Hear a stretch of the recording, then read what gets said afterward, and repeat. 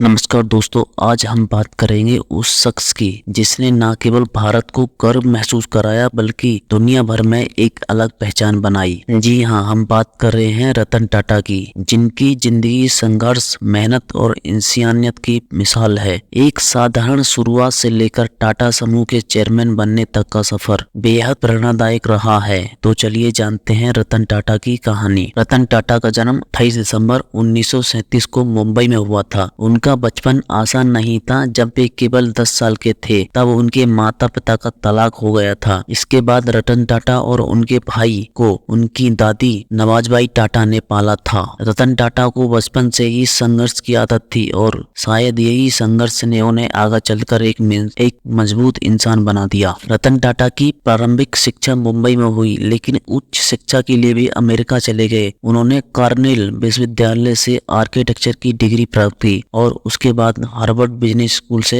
Advance management programme पूरा किया। विदेश में पढ़ाई के दौरान उन्होंने बहुत कुछ सीखा, लेकिन उनका दिल हमेशा भारत के लिए धड़कता था। 1962 में रतन टाटा ने टाटा समूह में बतौर ट्रेनी अपने करियर की शुरुआत की। उन्हें टाटा स्टील के कारखाने में काम करने के लिए भेजा गया, जहां उन्होंने श्रमिकों के साथ कंधे से कंधा मिलाकर काम किया। यहाँ तक कि उन्होंने कारखानों के गर्म माहौल में लोहे की चादरें भी उठाई। उनकी सादगी और मेहनत का ये अंदाज उन्हें कर्मचारियों के बीच बहुत लोकप्रिय बनाता था। लेकिन टाटा समूह के चेयरमैन बनने की राह उनके लिए आसान नहीं थी। 1991 में जब जे.आर.डी. टाटा ने उन्हें टाटा समूह का चेयरमैन नियुक्त किया तो उन्हें कई चुनौतियों का सामना करना पड़ा। कई पुराने अधिकारियों ने उनके नेतृत्व पर सवाल उठाए। लोगों को लगा कि रतन टाटा इतनी बड़ी जिम्मेदारी को नहीं संभाल पाएंगे, लेकिन रतन टाटा ने इन चुनौतियों का सामना दृढ़ संकल्प और कड़ी मेहनत से किया। रतन टाटा ने 1988 में भारतीय बाजार की पहली स्वदेशी कार टाटा इंडिगो को लॉन्च किया। ये उनके नेतृत्व में टाटा मोटर्स के लिए एक बड़ा कदम था। हालांकि शुरुआत में इंडिगा की बिक्री धीमी रही और लोगों ने इसे असफल मान लिया, लेकिन रतन टाटा ने हार नहीं मानी। उन्होंने कार के डिजाइन और क्वालिटी में सुधार किया और देखते देखते टाटा इंडिगा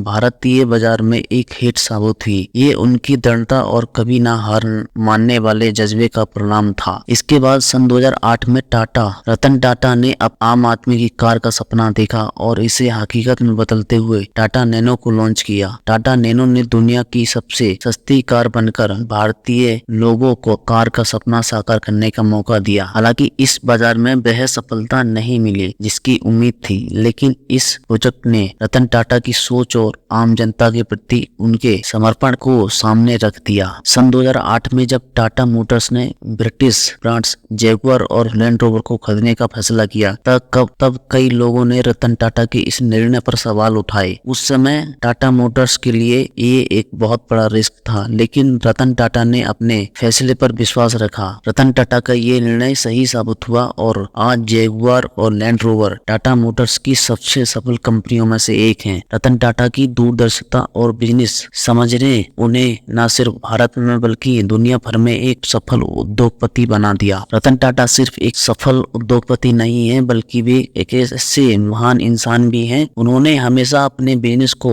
लोगों की भलाई के लिए इस्तेमाल किया है। टाटा ट्रस्ट के माध्यम से उन्होंने शिक्षा, स्वास्थ्य और ग्रामीण विकास के लिए करोड़ों रुपए दान किए हैं। उनकी दरियादिली और इंसानियत के लिए लोग उन्हें बेहद सम्मान देते हैं। रतन टाटा ने कभी पैसों के पीछे भागने की बजाय समाज की भलाई के लिए काम किया। उन्होंने हमेशा कहा, बिजनेस वह नहीं जो सिर्फ मुनाफा कमाता है, बल्कि वह है जो समाज के लिए कुछ बेहतर कर सके। दोस्तों, रतन टाटा की कहानी हमें सिखाती है कि मेहनत, समर्पण और सही इरादों के साथ कुछ भी हासिल किया जा सकता है। उन्होंने हमें यह सिखाया है कि असली सफलता वह है जो न केवल अपने लिए बल्कि समाज के लिए फायदेमंद हो। आज रतन टाटा भले ही टाटा समूह के चेयरमैन नहीं है, लेकिन उनके योगदान को हमेशा याद रखा जाएगा। अगर रतन टाटा की प्रेरणादायक कहानी पसंद आई हो तो लाइक करें, शेयर करें और हमारे चैनल को सब्सक्राइब करना ना भूलें। ऐसी ही प्रेरणादायक कहानियों के लिए हमारे साथ जुड़े रहें। Thank you.